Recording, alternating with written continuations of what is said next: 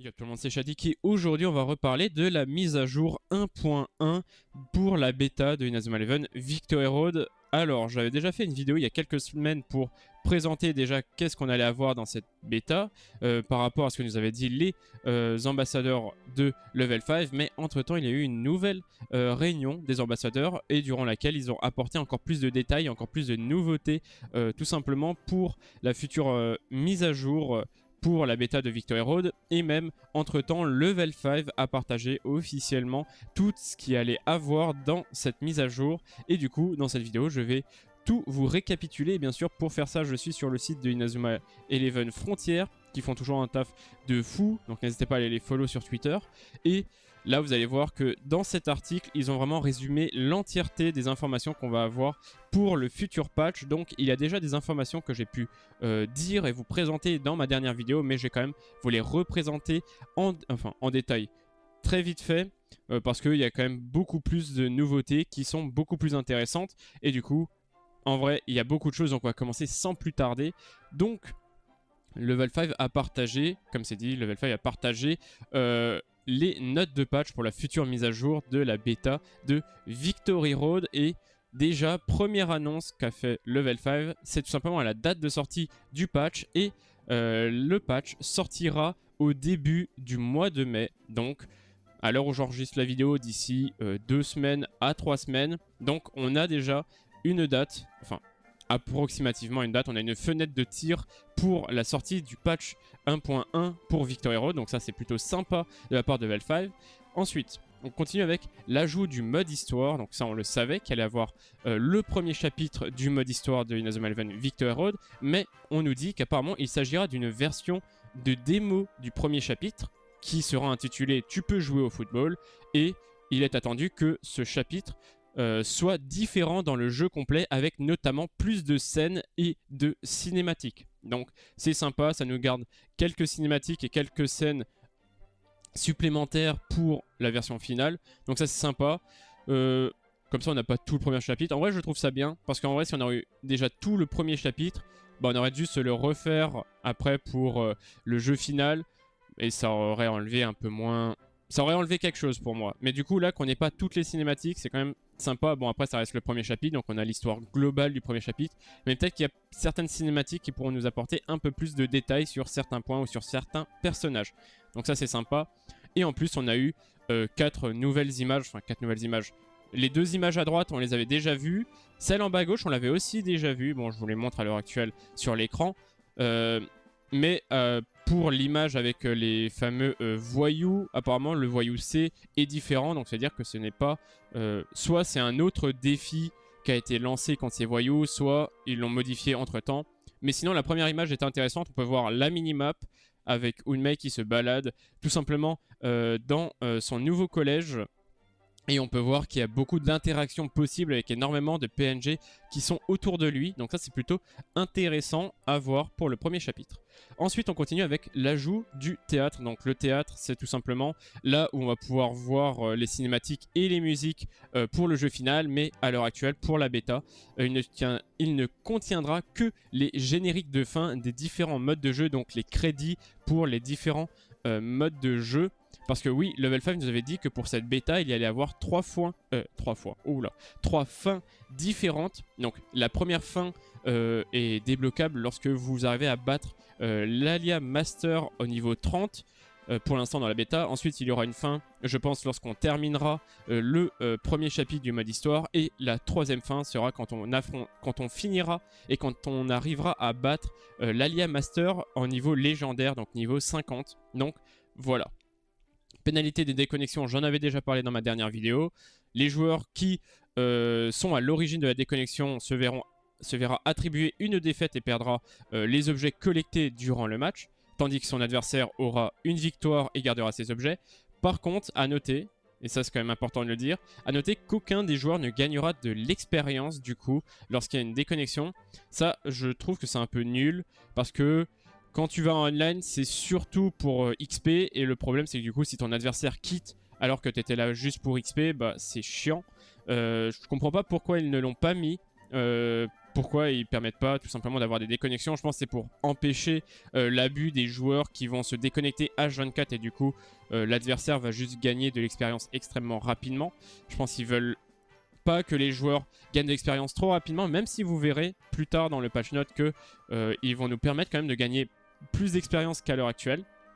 Mais je comprends pas pourquoi ils l'ont pas mis. N'hésitez pas à mettre en commentaire qu'est-ce que vous en pensez de ça. Je trouve que c'est quand même dommage. Ils auraient pu au moins nous donner la moitié de l'expérience qu'on aurait mérité. Au moins un petit 4000, 5000 pour pas que ce match soit juste inutile. Mais bon, ils ont préféré ne pas nous donner d'expérience. C'est un peu dommage. Et puis les écrans avec les messages comme quoi il y a eu une déconnexion que je vous avais aussi déjà montré dans la dernière vidéo. Donc voilà. Option abandonnée, j'en avais aussi parlé du coup dans ma dernière vidéo. Maintenant on pourra abandonner lors des matchs au lieu de se déconnecter. Parce que la déconnexion, le joueur qui se déconnecte, il reçoit une défaite et en plus il perd l'expérience et il perd aussi les objets. Alors que quand on abandonne, quand on dit bah, je veux abandonner, eh ben, on subira une défaite aussi, logique, mais on pourra garder les objets, les esprits qu'on a farmés durant le match. Donc apparemment ça sera ressemblant à ce qu'on peut avoir dans le mode solo. Donc dans le mode solo, comme vous pouvez voir aux images, à la première image que je vous ai montré, il y a le bouton X qui est tout en bas. Et du coup, c'est quand on presse le bouton X, il y aura, si on maintient le bouton X, bah, ça dira comme quoi on a envie d'abandonner. Et puis voilà, on pourra abandonner comme ça. Et en revanche, aucun des joueurs ne gagnera de l'expérience aussi lorsque les joueurs abandonnent. Donc dommage, exactement comme pour la déconnexion. Je trouve ça dommage, mais voilà. Réduction du lag, donc j'en avais aussi parlé. Comme ils disent, ils ont divisé par 10 la transmission des données entre les deux joueurs. Donc beaucoup moins de lag à prévoir pour Victory Road et pour le online de Victory Road. Donc ça c'est très bien. Changement du menu de création, j'en avais aussi déjà parlé dans ma dernière vidéo. Maintenant il n'y aura plus, autant de menus dans le menu création d'équipe. Par exemple, l'option déplacer joueur dans création d'équipe disparaîtra et tout ça se fera directement dans le sous-menu entraîner. Donc comme je vous l'avais montré, là vous pouvez voir à l'image que du coup il y a beaucoup moins tout simplement il y a beaucoup moins de menus dans le menu création d'équipe. Là maintenant je crois qu'à l'heure actuelle on en a 6 à 7. Là, on n'en aura plus que 4, donc c'est beaucoup plus, c'est beaucoup mieux, beaucoup plus lisible. Donc ça, c'est vraiment très très bien. L'historique des matchs que j'avais aussi dit dans ma dernière vidéo, donc il y aura un historique de vos derniers matchs, mais aussi un historique de vos saisons. Qu'est-ce que vous avez fait, quel a été votre rang le plus élevé lors des dernières saisons. Donc ça, vous pourrez le voir. Donc ça, c'est très très bien, même pour le jeu final, c'est extrêmement bien. Système du juge avancé. Donc là, par contre, on va rentrer dans un nouveau sujet. Alors, j'en avais déjà parlé du juge avancé dans ma dernière vidéo avec le patch note, comme quoi ça allait arriver. Donc c'est ce qui va permettre de départager les deux joueurs en cas d'égalité. Mais on a eu beaucoup plus d'informations sur ce système de juge avancé que je trouve très intéressant. Ça, c'est vraiment de très bonnes informations. Donc pour commencer, le juge avancé va départager les joueurs en cas d'égalité selon certains critères. Et les critères, on peut les voir, vous pouvez même les voir à l'image. Donc il y aura un critère du nombre de tirs et c'est 1 point par tir effectué. Nombre d'affrontements focus remportés, donc l'affrontement focus c'est les dribbles. Donc 1 point par focus remporté aussi. Et possession de balle, et là par contre la possession de balle ce n'est que 0,1 point par pourcentage. Donc ça c'est bien, c'était un peu une frayeur qu'on avait avec ce fameux juge avancé. On savait pas si la possession allait vraiment faire la différence ou pas. Mais en vrai, comme c'est que 0,1 point gagné, ça va. Donc, faudra pas trop jouer la possession. C'est pas grâce à ça qu'on va pouvoir gagner le match. Parce que si tu as, je sais pas, bah là par exemple, si on prend l'exemple, si tu as 61% de possession, mais que l'adversaire, eh ben, il a juste 7 tirs de plus que toi, genre si tu as 0, 0 et 61% et que l'adversaire, bah du coup, il a juste 7 tirs, et ben du coup, c'est l'adversaire qui va quand même gagner. Et en plus, il va gagner avec les 39%, il va gagner 3,9 points en plus. Donc, ça veut dire que ça va forcer les joueurs à vraiment jouer au jeu le plus possible, à essayer de tirer, à essayer de gagner des dribbles et pas que à conserver la balle. Donc je trouve que finalement ce système peut être plutôt intéressant. Et là où ça devient très intéressant, c'est que cette fonctionnalité est optionnelle et peut être désactivée depuis le salon avant de lancer un match en privé. Donc ça c'est très intéressant, c'est à dire que nous on va pouvoir choisir si oui ou non on veut garder ce système de juge avancé. Je pense qu'en vrai, à voir comment ça va fonctionner, mais je pense que pour mes tournois, donc mes tournois communautaires, je pense que ça peut être un bon système parce que là, à l'heure actuelle, quand il y a égalité, on va jouer un match en but en or, tout simplement. Et là, avec ce système, pourquoi pas l'essayer? Je vais voir, je vais vraiment observer un peu comment ça fonctionne et si vraiment c'est intéressant ou non pour voir si je pourrais l'utiliser pour les tournois au lieu de faire des matchs en but en or. Même si les matchs en but en or sont très très tendus et sont vraiment des très très bons matchs. Donc à voir. Je ne dis pas que je vais faire ça, mais je vais y réfléchir et je vais aussi voir comment ça va un peu plus se dérouler. Ensuite, affichage du nombre d'affrontements focus réalisés. Donc on pourra le voir à la fin des matchs ou même lors de la mi-temps comme vous pouvez le voir dans les images. Et en plus, petit point supplémentaire, dans les deux images que vous voyez, on peut voir le logo de Nagu Mohara. Donc c'est le collège de Hunmei, le collège du personnage principal, le collège qui remplace du coup le collège de Raymond dans Victory Road, et on peut voir le logo. Alors, je le trouve ultra stylé. Avec ses couleurs un peu de l'ancien temps, et même au niveau du design, je le trouve ultra stylé. N'hésitez pas à me dire en commentaire qu'est-ce que vous en pensez de ce nouveau logo, mais moi je l'aime beaucoup et je pense qu'il sera ultra stylé sur le nouveau maillot qu'on a pu déjà voir pour l'équipe de Nagu Mohara. On continue avec les icônes de type build. Alors ça aussi j'en avais déjà parlé dans ma vidéo. Maintenant on pourra voir pour les différents passifs, il y aura des petites icônes pour montrer à quel type de build il appartient.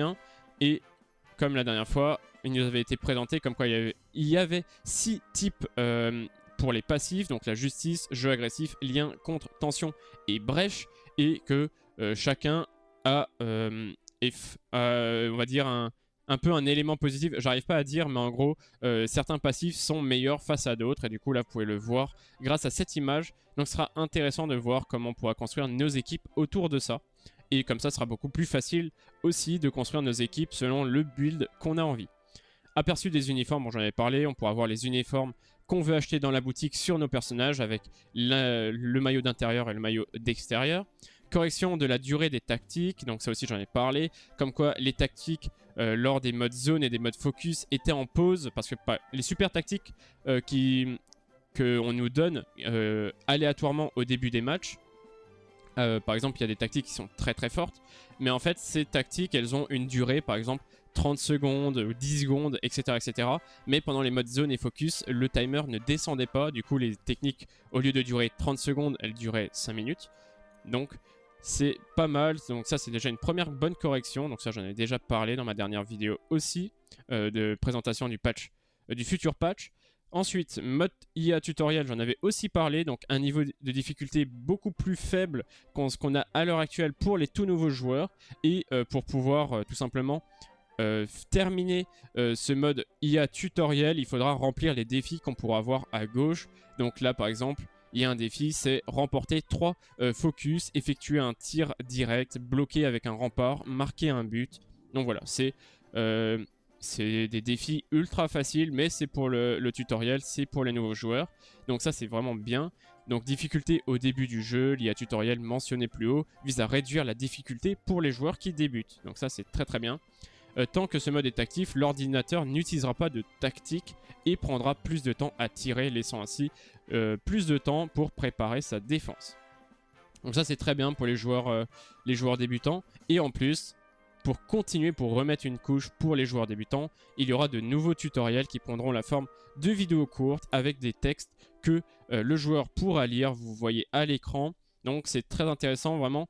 Ils ont compris que leur jeu était dur. Alors, dur, c'est quand même un grand mot. En vrai, le jeu se prend très très vite en main. Il faut au moins 2 à 3 matchs pour vraiment bien prendre le jeu en main. Enfin, du moins prendre les bases en main. Mais du coup, là, ils veulent encore plus faciliter l'apprentissage pour les nouveaux joueurs. Donc ça, c'est vraiment très très bien de la part de Level 5. Et je les encourage. Amélioration de l'interface pour les techniques. Et là, par contre, on va commencer à bien parler et même beaucoup parler. Parce qu'il y a beaucoup de choses intéressantes juste à cette image. Donc, chaque technique se verra accompagnée d'une icône indiquant son type. Donc, la technique est-elle une technique de frappe, de dribble, d'arrêt ou de défense? Et par ailleurs, il y aura aussi des icônes indiquant s'il s'agit d'un tir long, donc un long shot, ou d'une technique pouvant bloquer les tirs, comme on peut le voir sur l'image. Donc là, je vous montre la plus grosse image. Donc qu'est-ce qu'on voit sur cette image? Il y a déjà beaucoup de choses très intéressantes. De 1, si on regarde au niveau de l'équipe, on peut voir qu'on voit Unmei en tant que manager, et on peut voir aussi son pote, que j'ai oublié le nom, donc en attaquant gauche. Donc ça, c'est déjà très intéressant. Est-ce que ça sera pour la bêta? Je pense pas. Alors je vais vous avouer que je ne pense pas que ce sera pour la bêta. Pourquoi? Parce que si on regarde à droite de l'image, on peut voir que il y a 6 techniques différentes pour un seul personnage. Ça, on le savait déjà. Comme quoi il y allait avoir plusieurs, enfin qu'un joueur pourra avoir plusieurs techniques. À l'heure actuelle, dans la bêta, on est bloqué à 2 techniques par joueur et on ne peut pas les modifier. Et là, on nous montre déjà à quoi ça va ressembler dans le jeu final avec 6 techniques. Donc on peut voir que les 6 techniques sont divisées en 3 catégories. Donc 2 techniques par catégorie. Alors c'est pas vraiment des catégories, en gros c'est par exemple lorsque vous allez utiliser une technique. Donc comme vous pouvez voir sur la deuxième image, vous voyez que là on a 2 techniques possibles en plus de la frappe ou de la passe en A et B. Je ne sais plus, je ne sais pas si c'est un mode zone ou un mode focus, donc je peux pas trop dire. Mais là, comme ça m'a l'air d'être un tir long shot, donc ça doit être un dribble. Donc à droite, c'est pour oh là. En A, c'est pour faire passer le dribble, et en B, c'est pour faire la passe.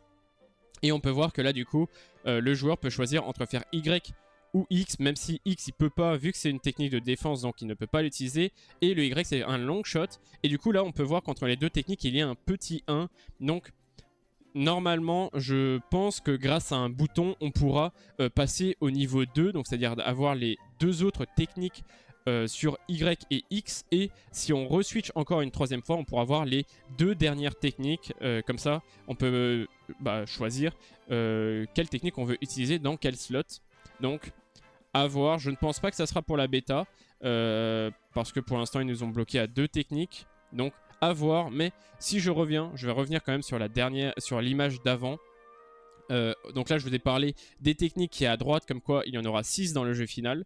Et si on regarde au-dessus, on voit que il y a une petite description pour la première technique, qui est une technique de tir type feu.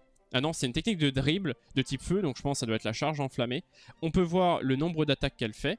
On peut voir aussi une mini description de la technique, et on peut surtout voir la tension qu'utilise la technique. Donc on peut voir que là, ça utilise 99 de tension, qui est équivalent à 3 petits carrés. Donc les petits carrés, on peut les voir si vous revoyez la deuxième image que je vous mets. On peut voir que sous les techniques, il y a les carrés orange. Et en fait, les carrés orange représentent le pourcentage de tension que va utiliser la technique. Donc là, attendez, je vais juste compter. Donc là, je pense que 3, 4, 5, 6, 7. Ouais, donc il y a 10 petits carrés pour la tension. Donc la tension est divisée en 10. Logique, 100% divisé par 10. Donc c'est-à-dire que chaque carré équivaut à 10% de la tension. Et du coup, on peut voir que là, la technique de long shot utilise 5 carrés, donc elle utilise 50% de la tension, ce qui est énorme. Et en vrai, du coup, c'est beaucoup mieux pour nous. J'avoue que les carrés orange, je ne savais pas trop ce que ça voulait dire à l'heure actuelle dans la bêta, mais du coup, grâce à ces 2 images, on sait que maintenant les carrés représentent le pourcentage de tension que va te prendre la technique. Donc ça, je ne savais pas, et du coup, ça c'est vraiment très très bien, et au moins comme ça, vous l'apprenez aussi. Donc comme c'est en revenant sur l'article, comme on peut voir, ainsi qu'une illustration de son coup de tension au carré orange, les mêmes qui sont affichés lors de la sélection de la technique pendant les matchs. Donc voilà. Donc ça, déjà de très bonnes informations et une très très belle image, je trouve. On continue du coup avec les hors-jeux. Donc on savait, je vous l'avais déjà dit, l'IA de positionnement des joueurs sera ajustée pour que les attaquants et les défenseurs se mettent moins hors-jeu. Enfin, du moins, ils vont retravailler leur système pour qu'il y ait beaucoup moins de hors-jeu. Et surtout, le truc qui est ultra important et qui n'avait pas été dit dans ma dernière vidéo, c'est que par ailleurs, la règle du hors-jeu sera ajoutée. Ils avaient dit qu'ils hésitaient à la remettre, qu'ils allaient encore analyser un peu comment ça pouvait se faire dans le jeu à l'heure actuelle, et aussi avec le rythme du jeu. Et du coup, apparemment, la règle du hors-jeu sera ajoutée. Donc, Est-ce que c'est pour le patch? Je pense et j'espère. Mais si c'est pas pour le patch, bah au moins on sait qu'on aura le hors-jeu dans le jeu final. Mais moi je pense que ça sera déjà que le hors-jeu arrivera déjà lors du futur patch. Donc ça c'est déjà extrêmement bien. Amélioration de l'interface pour les tactiques, j'en avais déjà parlé aussi. Comme vous pouvez voir à l'image, on peut voir les super tactiques que nous sommes en train d'utiliser au-dessus du gardien, enfin juste en dessous de la barre de vie du gardien, donc en dessous de du nom de notre équipe, enfin de notre nom. Et de l'autre côté, on peut voir du coup la tactique qu'est en train d'utiliser notre adversaire. Et on peut voir aussi combien de temps il lui reste cette tactique, donc ça c'est très intéressant. On peut voir aussi en bas à droite le bouton L avec les différentes tactiques qu'on verra tout le temps durant le match, je crois. Du coup, ça c'est beaucoup mieux. Comme je vous l'avais dit la dernière fois, à l'heure actuelle, quand on appuie sur L, enfin, on ne sait pas où sont positionnées nos tactiques, si on s'en souvient pas. Du coup, pour voir, il faut appuyer sur L, puis après, il faut attendre que la fenêtre s'ouvre, qu'on lise quelle tactique on veut utiliser, qu'on appuie sur le bouton. Là, maintenant, on peut voir directement sur le match où se trouve telle ou telle tactique. Et du coup, c'est beaucoup mieux, beaucoup plus lisible et beaucoup plus fluide pour le jeu. On continue avec changement de personnage. Donc, c'est juste une amélioration visuelle. Maintenant, ça sera une flèche qui montrera vers quel joueur vous allez changer si vous switchez de joueur. Bon, ça, c'est juste visuel. Donc, ça, c'est... On s'en fout un peu, mais c'est quand même intéressant. Les passes en profondeur en maintenant le bouton B. Donc, ça aussi, j'en avais parlé, du coup, dans ma dernière vidéo. Donc... pas mal, même si les passes en profondeur à l'heure actuelle sont fortes, mais en réalité ce ne sont pas des passes en profondeur et on verra ça un peu plus bas dans l'article. Affichage des crampons sur les modèles 3D, ça aussi j'en ai parlé, bon on s'en fout un peu, lorsque vous achetez des crampons vous les verrez sur vos personnages. Affichage du taux de brèche et du taux de parade, donc j'en avais aussi parlé dans ma dernière vidéo. Donc maintenant on pourra vraiment voir durant les frappes tout simplement toutes les informations, que ce soit pour la parade, pour la brèche, et il y a même encore plus je crois, et le calcul de la tension, attendez, valeur, donc là par contre ça fait beaucoup d'informations, donc là je vous montre les images, ça fait quand même beaucoup d'informations je trouve à l'écran. J'ai peur que ça nous empêche des fois de pouvoir bien placer nos joueurs pour la défense, mais je trouve qu'il y a vraiment beaucoup trop d'informations à vrai dire lors des frappes, à voir ce que ça va rendre, en plus avec la traduction française, à voir ce que ça va rendre, mais bon. Après, il nous parle de le calcul de la tension nécessaire pour activer la brèche ou la parade sera également corrigé afin de ne prendre en compte que la tension à la fin du tir. Donc ça, c'est ce qui nous avait été déjà dit lors de la précédente réunion. Et comme quoi, il fallait au moins 30% de tension pour qu'elle s'active, mais que le joueur utilise une technique de tir et n'a plus assez de tension. Après cela, la brèche ne s'activera pas. Donc, il faut faire très gaffe si vous voulez utiliser la tension, à ne pas utiliser une technique qui vous fera descendre en dessous de 30% de tension. Ensuite, changement majeur du fonctionnement des brèches. Et là, on est tous heureux. Vraiment, la brèche, pour ceux qui ne savent pas, bon, je pense que vous la connaissez par cœur maintenant, en fait, quand il y a une brèche, lorsqu'il y a brèche, il y a but. Genre, une brèche, un but. C'est exactement ça. La brèche, à l'heure actuelle, ça ça vous permet de marquer à 100%, c'est aléatoirement, on ne sait pas quand est-ce qu'une brèche va s'activer ou non. Et en plus, la brèche peut se faire même durant des techniques, alors que vous n'avez pas utilisé de technique. Par exemple, le gardien a 1400 de défense, votre tir en a que 40, mais vous allez réussir à passer la technique grâce à une brèche aléatoire. Et du coup, maintenant, cette brèche change complètement. Donc, je vais quand même lire pour que ce soit beaucoup plus facile. L'effet des brèches a été complètement changé. Maintenant, elles auront pour effet de convertir le pourcentage de tension restant en pourcentage de dégâts infligés à la jauge du gardien adverse. Un gardien qui subit une brèche recevra des dégâts en PG, donc qui est tout simplement la barre de vie du gardien, équivalente à l'attaque du tir plus un pourcentage correspondant à la tension du tireur. C'est assez compliqué, mais du coup, il nous donne un exemple. Par exemple, si le tireur avait 40% de tension restante au moment de la brèche, le gardien perdra 40% de ses points gardiens en dégâts supplémentaires. La tension du tireur sera alors consommée aussi. Donc, ça veut dire que c'est très intéressant, et ça veut dire aussi que potentiellement, on ne va plus marquer bah, on va plus marquer. La brèche ne va plus nous permettre de marquer à coup sûr. Bien sûr, s'il y a une brèche alors que le gardien n'a plus beaucoup de vie, bah du coup, ça va lui faire prendre le but quand même. Mais là, par exemple, si le gardien est à 100% de sa vie et qu'en face vous avez 40% de brèche plus votre tir, et bien du coup, ça va juste le faire descendre de 40% plus le tir. Donc il va descendre sûrement à 50%, voire un peu plus selon la puissance de votre frappe. Mais du coup, ça ne va plus faire un but à coup sûr. Donc ça, c'est très très bien. Gros nerf de la brèche. Mais c'est vraiment tant mieux parce que la brèche c'est le truc le plus chiant actuellement dans le jeu. C'est aléatoire, ça vient à n'importe quel moment et ça peut venir juste casser des matchs complètement. Donc tant mieux pour ce changement. N'hésitez pas à mettre en commentaire aussi qu'est-ce que vous en pensez de ce changement. Mais pour moi c'est le meilleur changement qu'ils auraient pu faire pour la brèche. Et c'est très très bien pensé et ça devient une mécanique assez intéressante. Donc là, correction de la tactique mur infranchissable, correction d'un bug concernant sa durée. Son effet se dissipe après avoir arrêté un seul tir au lieu de rester activé jusqu'à la fin du chrono. Donc le mur infranchissable, maintenant vous ne pouvez plus qu'arrêter qu'un seul tir. Avant ça durait 10 secondes, maintenant ça ne durera que pour un seul tir, donc tant mieux. Changement de la tactique bonne étoile. Alors bonne étoile, pour vous rappeler, qu'est-ce que c'est? Bonne étoile, c'est juste une tactique qui vous permet de gagner des objets. Ça vous montre 100% de chance d'obtenir des objets supplémentaires. C'est une tactique qui est complètement inutile en PVP, en mode en ligne, parce que c'est une tactique qui ne sert à rien directement dans le match. Ça vous permet juste de farm plus facilement. C'est une bonne tactique en PVE quand vous voulez juste farmer tranquillement contre les bots pour gagner des esprits beaucoup plus rapidement. Mais c'est une tactique complètement inutile en PVP et ils l'ont bien modifié. Et ça va devenir très intéressant. Donc la tactique se verra dotée d'un effet supplémentaire. Le taux de brèche de l'adversaire sera baissé de 10 points, tandis que le taux de parade du joueur qui utilise la tactique sera augmenté de 10 points. C'est-à-dire, si le taux de brèche de l'adversaire est à 10%, il passera à 0%, et si le taux de parade du joueur qui utilise la tactique est à 10%, il passera à 20%.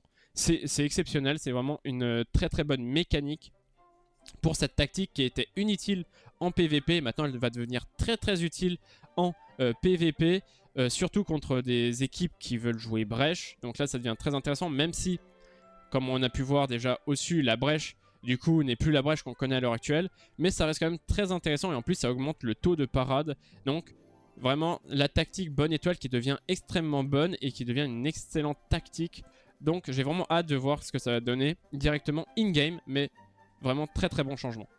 On continue avec l'affichage lors de la recherche des matchs. Une barre de progression sera ajoutée, vous pouvez le voir à l'image. Ça mange pas de pain, c'est sympa. Affichage du bonus d'expérience en match classé, j'en avais déjà parlé. Si il y a une trop grosse différence entre les deux joueurs, cette fois-ci le joueur le plus faible verra combien d'expérience il va gagner à la fin du match. C'est déjà le cas dans la bêta, donc comme c'est dit, c'est déjà le cas à l'heure actuelle, mais on ne le voit pas, c'est invisible pour nous, ça se passe en fond, vous avez déjà ce pourcentage d'expérience en plus, mais là maintenant, ça sera visible, donc ça c'est quand même pas mal, c'est pour ne pas décourager les nouveaux joueurs, genre les nouveaux joueurs à l'heure actuelle quand ils rentrent dans un match et qu'ils voient par exemple que leur équipe est niveau 25 et niveau 5 contre une équipe niveau 28, le joueur a juste envie de quitter. Alors que si maintenant il voit en plus que ok le mec en face il est niveau 28 mais que le joueur niveau 5 va gagner 250% d'expérience en plus à la fin du match, il ne va pas vouloir quitter je pense. Donc ça c'est sympa de le montrer. Ajustement divers. L'ordre de tir dans l'ordre de tri dans le menu des esprits sera enregistré. J'en avais déjà parlé dans ma vidéo, c'est intéressant. Les spectateurs n'auront plus à confirmer qu'ils sont prêts pour démarrer le match en partie privée. Intéressant, j'en avais aussi parlé et il sera possible de cacher le mot de passe d'un salon privé. J'en avais aussi déjà parlé dans ma dernière vidéo. Position par défaut du curseur pendant les chain tirs. Pendant les tirs, j'en avais aussi parlé dans ma vidéo, le curseur sera d'office dans le but pour éviter qu'il y ait des bugs ou juste le viseur est en fait dans la lune mais t'arrives pas à le trouver. Donc là, quoi qu'il arrive, lorsque vous tirez, le curseur sera par défaut dans le but adverse. Mettre Alus en difficulté héros légendaire. Donc ça c'est un truc qu'on savait déjà, ça sera un ajout Donc pour la partie 2, le maître Alus se verront octroyer la difficulté héros légendaire, ce qui fait que l'équipe montera niveau 50. Tous les joueurs seront niveau 50 et pour rappel, nous, on ne peut que aller jusqu'au niveau 30 maximum. Donc ça, c'est intéressant. Donc, en plus de ça, apparemment, cette version surpuissante des maîtres Alus disposera également de nouvelles techniques. Hâte de voir ça. Vraiment hâte de voir les nouvelles techniques. Et aussi, pour ne pas impacter le jeu en ligne, cette équipe ne pourra être affrontée que 3 fois par jour, comme on peut le voir à l'image avec les fameux 3 étoiles du coup. Donc seulement 3 fois par jour, c'est assez logique parce que, pour rappel, je crois qu'en mode héros légendaire, et bien tout simplement, la rareté que vous allez obtenir à chaque fois que vous allez gagner un duel ou gagner un mode focus, je crois que la rareté est minimum la rareté jaune et la rareté orange, donc ça va vous permettre de farmer extrêmement rapidement les esprits, donc pour pas que juste les joueurs gagnent 150 000 esprits jaunes et orange extrêmement rapidement, et bien ils préfèrent faire en sorte qu'on ne puisse pas affronter l'équipe à l'infini, et du coup ils nous ont bloqué à 3 fois par jour. Et en plus je pense que comme c'est une équipe niveau 50, l'expérience qu'on va recevoir sera vraiment très très généreuse, et vous allez voir encore un peu après que contre les bots, tout simplement l'expérience va être encore plus généreuse contre les bots, donc ça nous donner encore plus envie d'aller affronter les bots, mais j'en reparlerai quand on y sera dans l'article. Donc on continue avec ajout des stickers, donc ça c'est pour les stickers pour les matchs, pour les salons privés, donc on peut voir les stickers. Il y a Hiro qui a communiqué, je crois, ce matin sur les stickers pour nous dire comme quoi je crois qu'on pourra les désactiver si on n'a pas envie d'être spammé pour éviter la haine ou juste comme quoi les stickers c'est chiant. Et bien on pourra les désactiver en tant que joueur, donc ça peut être intéressant, je crois. Mais voilà. Ensuite, animation pour l'utilisation après l'utilisation d'une technique, donc pour un poil plus de réalisme, on pourra voir le joueur atterrir après avoir utilisé une technique spéciale exécutée dans les airs. Donc par exemple tornade de feu, double tornade de feu, etc. Savoir suprême, on verra le joueur juste tomber du ciel, un peu, ou du moins avoir une animation d'atterrissage, comme on peut le voir là à l'écran avec Victor, donc sympa. Équilibrage du jeu. Les points d'expérience remportés en jouant contre l'ordinateur seront doublés. Donc c'est ce que je vous disais avant. Ça va nous donner beaucoup plus envie d'aller jouer contre l'ordinateur, parce qu'à l'heure actuelle, si on affronte l'équipe Maître Alus qui est niveau 30 en mode du coup Dieu, en mode difficulté Dieu, du coup l'Alia Master est niveau 30, et du coup l'XP qu'on reçoit, je crois que c'est à peu près 5000 à 6000, je crois, ou c'est 4000, mais c'est à dire que là pour le patch 2.0 cette expérience sera doublée, donc c'est à dire qu'au lieu de gagner 5000 on en gagnera 10 000, donc c'est quasiment autant que non, je pense pas que c'est 10 000. Non, je pense qu'on doit gagner 3 000 d'expérience contre l'IA, donc c'est à dire qu'on montera à 6 000 d'expérience du coup dans le patch 2.0, donc ça nous donnera beaucoup plus envie d'aller farmer contre tout simplement l'ordinateur, donc ça c'est intéressant. Et les données des personnages seront ajustées pour qu'ils possèdent tous une technique spéciale au niveau 1, donc au niveau 0, niveau initial. Donc ça aussi j'en avais parlé. Cross-save. Il sera possible d'accéder au menu cross-save depuis l'écran titre en appuyant sur le bouton moins de la Switch, et ainsi transférer ces données de la version Switch vers d'autres plateformes. Donc on peut le voir vite fait à l'écran. A noter que la bêta est également prévue pour PS4, enfin PlayStation, donc PS4, PS5, et aussi pour ordinateur, donc avec Steam. Pour l'instant, la date ne nous a pas été encore communiquée, mais on peut imaginer, comme ils le disent dans l'article, on peut imaginer que cela devrait se faire autour de la sortie de la mise à jour, parce que si ils ajoutent la fonction du cross-save, s'ils ajoutent le cross-save, c'est que très probablement il y aura la bêta sur les autres plateformes, parce que bon, mettre un bouton cross-save et après avoir la PlayStation et la Steam un mois après, ça sert un peu à rien. Donc potentiellement que pour la PS4, la PS5 et PC, potentiellement que ça arrivera début mai en même temps que le patch 1.1. Ce n'est pas sûr parce qu'ils ne l'ont pas encore communiqué officiellement, mais ça devrait arriver dans ces eaux-là. Donc ça arrive, ne vous en faites pas. Affichage de la tension en mode spectateur. Donc là maintenant en mode spectateur, on pourra voir la tension des deux équipes comme on peut le voir à l'image. On pourra aussi voir le lien pour les deux équipes. Et on peut voir, bon, sur la deuxième image que je vous montre, donc l'image de droite pour moi, on peut voir que la tension et tout simplement la tension et la puissance de lien pour le joueur adverse sont cachés. Donc c'est-à-dire qu'on pourra potentiellement choisir si on veut afficher ou non la tension de l'adversaire. Donc ça peut être ça devient très très intéressant. C'était une fonctionnalité quand même que j'avoue, c'était un peu dommage de ne pas l'avoir en tant que spectateur. Comme ça, pour les tournois, ce sera beaucoup plus facile aussi pour moi de caster les matchs.